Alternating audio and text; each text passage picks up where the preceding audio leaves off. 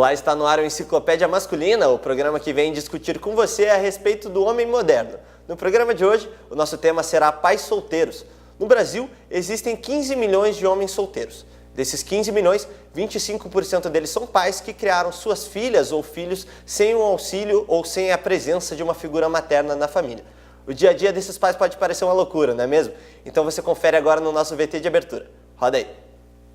Então, meu nome é Arthur, hoje eu sou gerente de logística, mas no passado fui pai muito cedo, com 18 anos, e a vida não era bem assim, né? A gente tinha uma necessidade financeira alta e ao mesmo tempo não tinha muito recurso para suprir, então foi bem difícil. Fui pai com 18 anos, não tinha nem trabalho, um dia cheguei em casa, a louca apareceu, falou que ia ser mãe e eu não sabia nem para onde correr. E acabei que a gente se vira, né? Vai se virando, tira daqui, põe ali. Aí acabei casando com a mãe dela. E a gente foi morar de favor com uma irmã que eu tinha. Foi bem complicado. E na sequência as coisas foram melhorando. Comum, foi arrumando um emprego melhor, ajeitando dali e ali. Até que um dia um casamento que já tinha sido bem pior, ele acabou indo por água abaixo e a gente separou. E eu analisei que era mais coerente eu ficar com a minha filha do que a mãe dela, porque a mãe dela tinha... A Rebeca tinha 5 anos quando a gente separou. Aí, como a mãe dela tinha uns problemas, eu achava, de fato, que era problema, né? Ela não via como um problema, mas eu enxergava como um problema. Aí eu resolvi, por melhor, eu ficar com ela, né? E, assim, a princípio a mãe dela aceitou e voltei a morar com a minha mãe, né?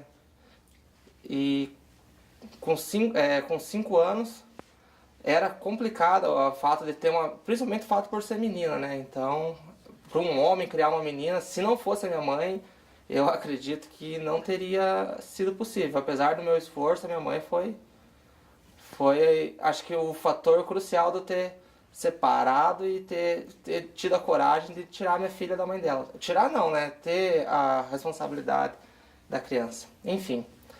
Aí, apesar de ser bem corrida a jornada, trabalho, casa, e a gente tem que levar no médico, e uma série de coisas que a minha mãe era limitada para fazer que eu tinha que fazer, né? Tinha que dar uns pulos. E você se imagina, assim, em sua filha, algum dia na vida, assim? Não, nem quando ela casar, eu acho que eu não me imagino. Não tem como desvincular, porque o laço é demais.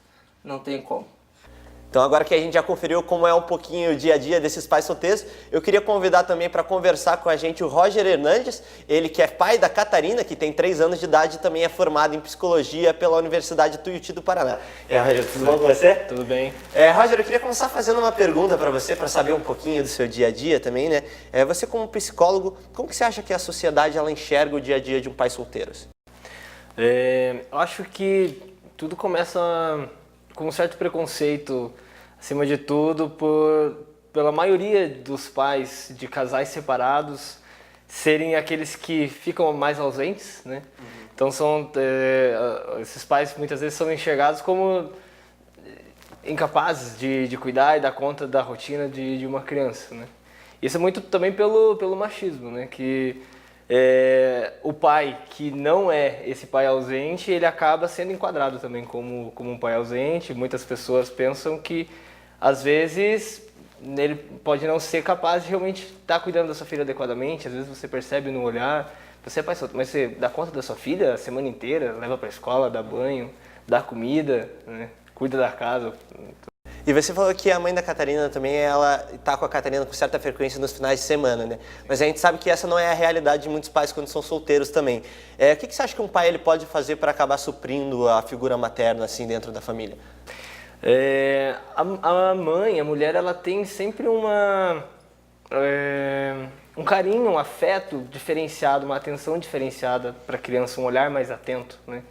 Para a saúde dela, para os hábitos dela, detalhes que muitos homens acabam deixando despercebido, né? Uhum.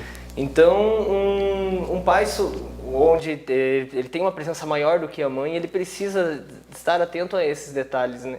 Ao lado afetivo, emocional da criança, o humor,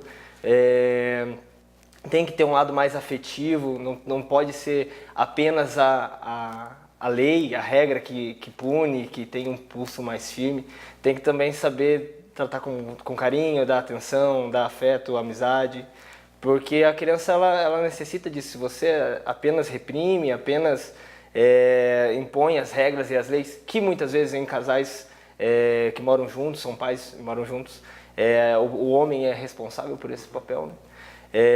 Se o pai solteiro ele exige muito isso da criança, essa postura 100% correta e um comportamento sempre adequado, pode causar um ambiente muito estressante para a criança, né?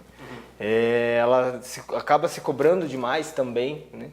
E até se esse pai tem uma postura mais rígida ainda, de punitiva, bronca, castigo, etc., a criança pode também transparecer isso no contato com os outros, com uma agressividade, uma ansiedade, alguma coisa nesse sentido.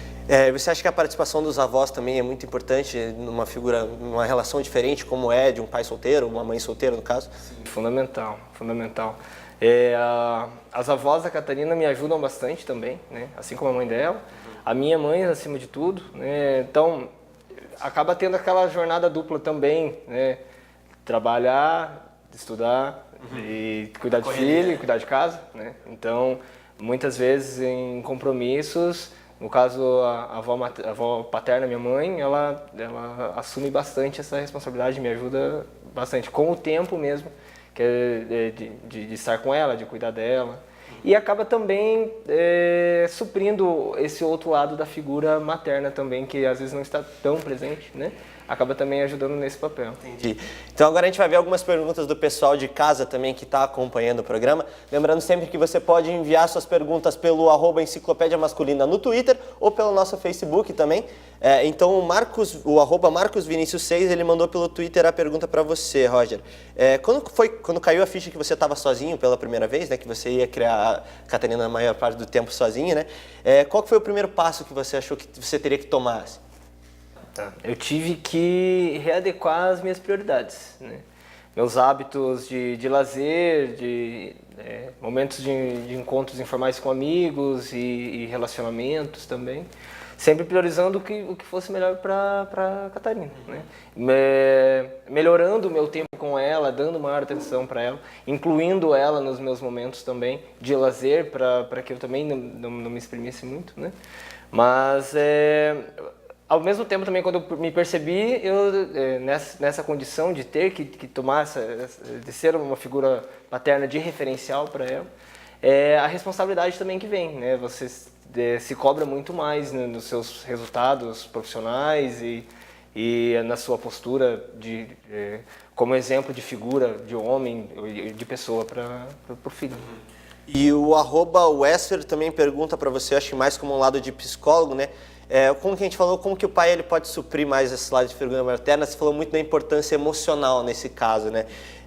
Como que a gente consegue fazer essa quebra de paradigma também, que tem muito do homem macho, que acaba não sofrendo muito também, para mostrar para o povo que pode ser tão cuidadoso quanto uma mãe? É quebrar um paradigma mesmo, porque as pessoas elas têm esperam uma certa postura dos homens, e os homens acabam adquirindo isso para si também e exigem de si que tenha essa postura de não ter tanto lado afetivo, não demonstrar tanto sentimento, né? Mas é possível você fazer essa adaptação na sua rotina e flexibilizar um pouco a rotina, as coisas que você faz, e principalmente se livrar um pouco da cultura machista, que afeta os homens também. Então agora a gente vai para um rápido intervalo, mas você não sai daí que o Enciclopédia Masculina está de volta já já.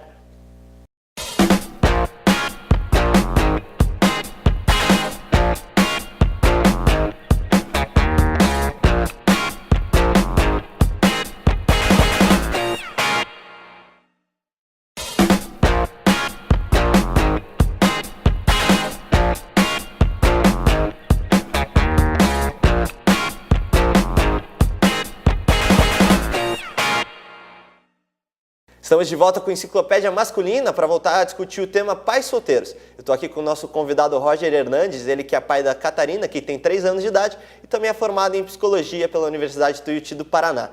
Agora a gente vai ter o nosso quadro Bomba Relógio, então roda a vinheta.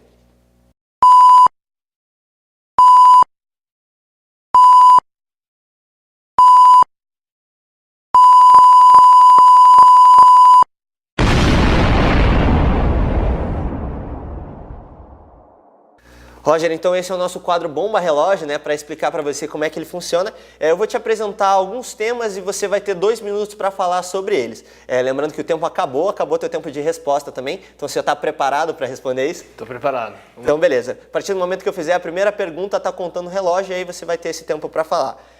A primeira pergunta para você é, bater nos cílios educa? Não. Por quê? Não educa porque o filho ele precisa da atenção e da atenção sadia, da atenção saudável. Você bater o filho, você dá para ele uma atenção negativa e você reforça comportamentos inadequados, você ensina para ele uma violência. No meu ver, não. Então vamos lá, segunda pergunta, até que ponto a opinião de um filho é importante num novo relacionamento do pai? É bem importante, é bem importante. Ela tem que se dar bem com a pessoa, porque se for uma pessoa para conviver comigo por mais tempo, então tem que haver também uma adequação do relacionamento das duas partes. Agora uma pergunta mais pelo seu lado de psicólogo, né? Como que explica para um filho a ausência de uma mãe numa relação assim? Difícil essa. Não existe uma explicação como você dizer para o filho que a mãe está ausente e tudo bem, né? Você tem que sim fazer o teu papel e suprir isso da melhor maneira e tentar o tempo todo lembrar da importância da mãe, do relacionamento que elas têm, do amor que existe, né? Acho que você sempre está lembrando da mãe para a criança é fundamental. Bacana, então. Quadro esgotado e quase esgotado também está o tempo do nosso programa, mas ainda temos mais coisa para apresentar. A gente tem agora o nosso quadro Conflito de Gerações. Para explicar o conflito de gerações, como é que funciona? O nosso repórter Breno Bispo ele foi até as ruas de Curitiba para perguntar para homens de diversas idades temas polêmicos que foram discutidos no nosso programa, o que um pai pode ter na hora de uma relação com um filho ou um filho durante o aprendizado. Então confere aí, vai lá, Breno.